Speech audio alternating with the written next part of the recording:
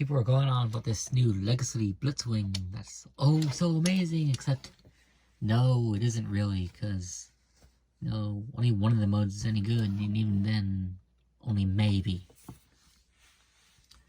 So let's have you look at this one that isn't objectively superior, but it's more interesting. So by my logic, it's better. This is animated Blitzwing. So named because, well, characters were all animated in more ways than one. Check it out. He's got a big gold Decepticon symbol with the movie eyes, now that I think about it. Yeah, look at him.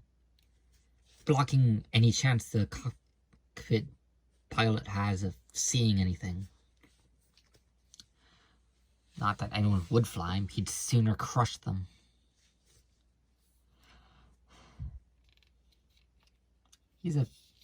Well, from the top he's a pretty convincing plane, but once you turn around, oh no.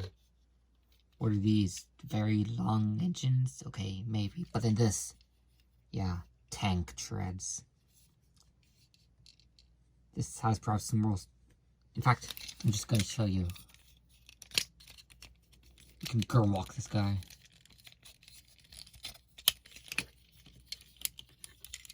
Yeah, transformation spoilers.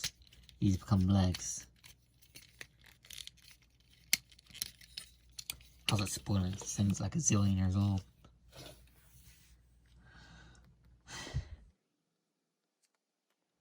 Alright, let's forget that ever existed.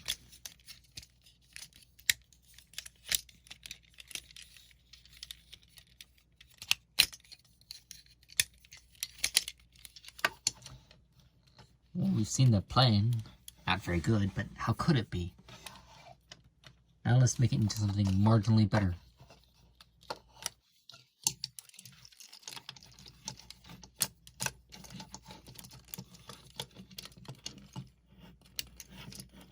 I'm trying to make this visible.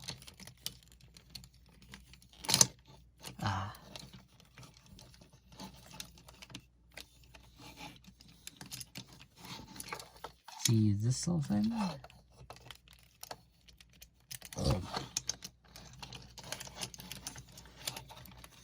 Here's the world's most adorable tank since that's things in Advance Wars. Yeah, despite these tiny wheels, it rolls about as well as a box. But he's trying, bless. This is free to move around. And you can have these go the other way, which I would have done for jet mode, but they don't go in very well. They are not straight.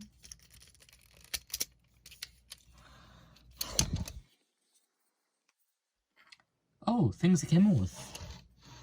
He had these missiles, which I'm amazed I've been able to keep after all these years. Bit of a missed opportunity, though. Could have made one of them ice for what he did in the show. I don't know. I still love this thing an unreasonable amount. If it weren't so obviously split in half, this would be a pretty convincing tiny cockpit. Which would make this thing even bigger than a real tank already would be. Who knows? Maybe in the future they'll look like this.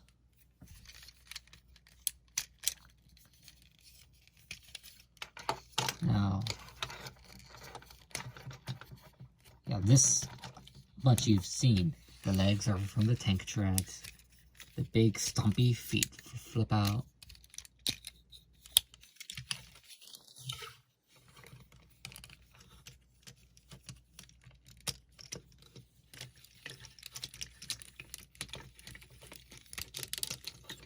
Yeah.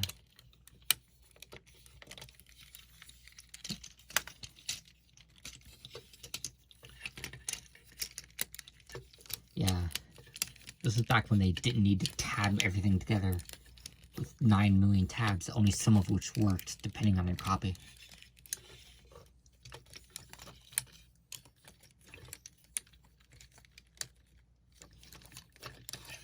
And I realized you couldn't see most of that. Oh well, suffer. But where's his head? Here's one. One.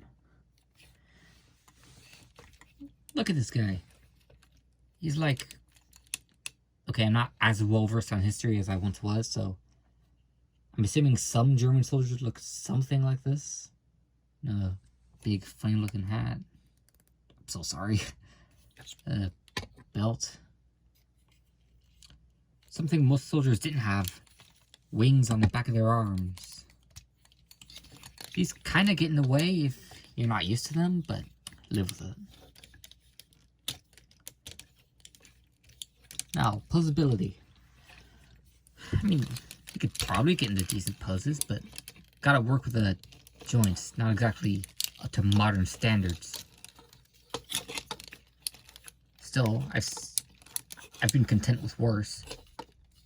Like Scorponok from a few reviews ago.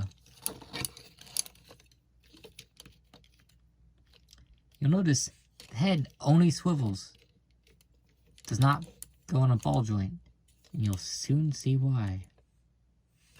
First off, this inexplicable button, which, you know, pushes in for transformation. But then why does it stick out at all?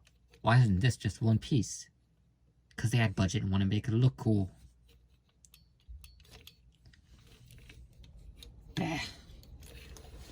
Now, the face.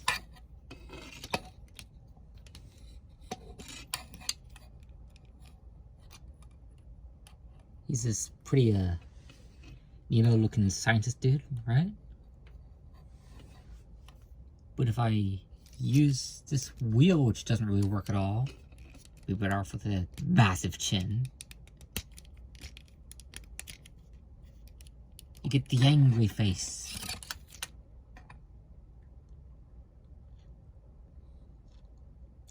With unpainted teeth, because they can only do so much.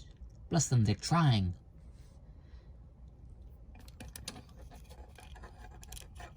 And then this face, which I guess they call it the random face, but I don't know.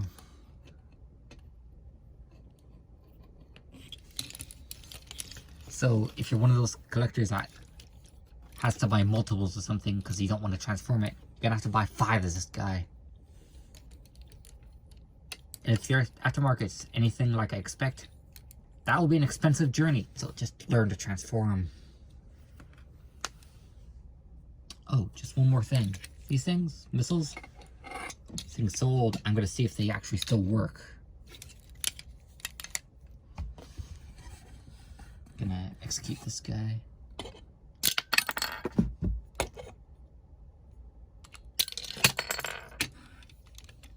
Headshot.